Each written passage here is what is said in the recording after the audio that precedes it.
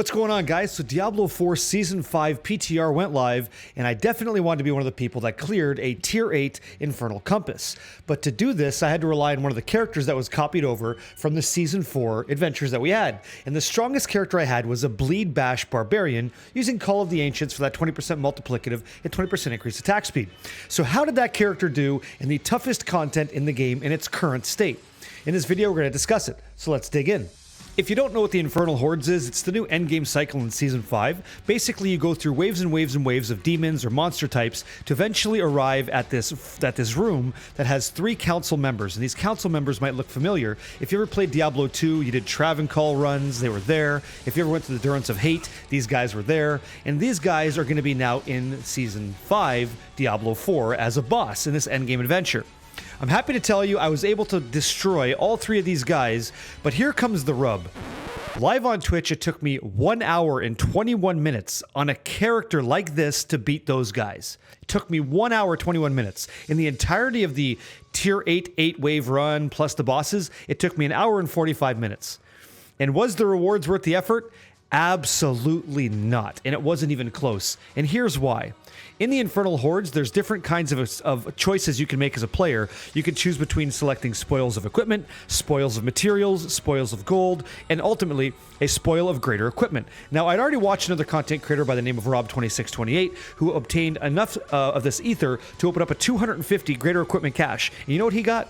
He got a scroll and 2 greater affix items that were 1 GA each. Now, they could have been 3 and everybody would have lost their mind. Like, oh my god, that's insane. But that didn't happen.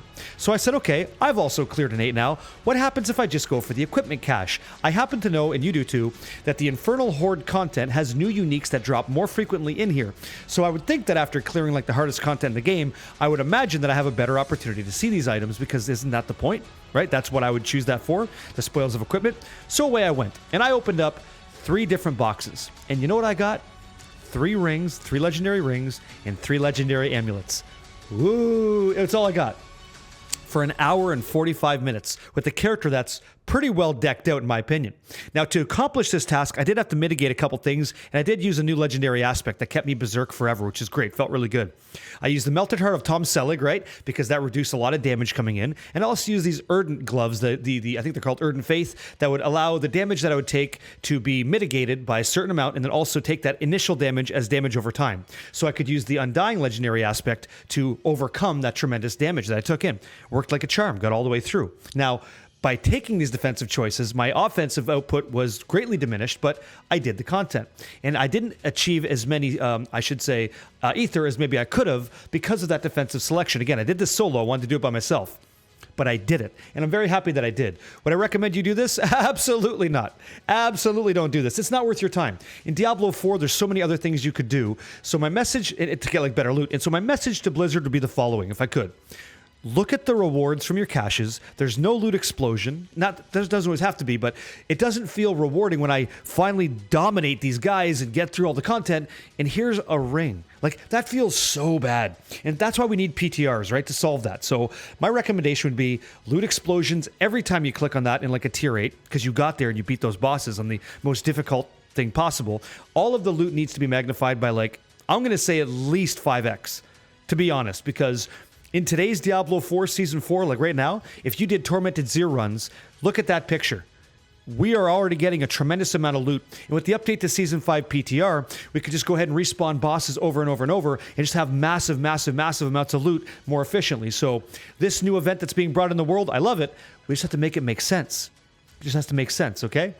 And then after this, you know, we could discuss live on Twitch if you guys ever want to join about what delving through hell should feel like. Should it be more of like a wave and wave and wave, endless waves of demons and more difficult ones showing up? I think so.